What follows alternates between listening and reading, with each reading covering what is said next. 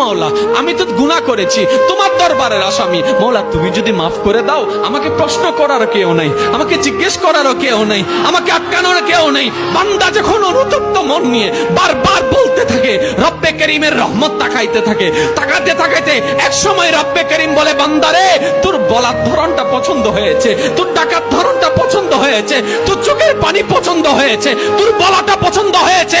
এবার মাওলা বলে, আমি তোর সারা জীবনের কত গুনাহ করছিস? বান্দা বলে, মাওলা 40,000 পার হয়ে গিয়েছে। কেউ বলে যে মাওলা পাহাড় পরিমাণ হয়েছে, কেউ বলে যে মাওলা আসমান পরিমাণ হয়েছে। এবার মাওলা বলে যে আমি মাফ করে দিলাম, আমি মাফ করে দিলাম, আমি মাফ করে দিলাম, আমি মাফ করে দিলাম, আমি মাফ করে দিলাম, আমার বান্দাকে আমি মাফ করে দিলাম। ফেরেশতা বলে, মাওলা এত বড় গুনাহগার, এত বড় আসামি, হাজার গুনাহগার, হাজারটা গুনাহ তওবা করেছে একবার, মাফ চেয়েছে একবার, তুমি মাফ করে দিলা, তুমি মাফ করে দিলা। রব্বে করিম বলে, মাফ করব না তো কি করব?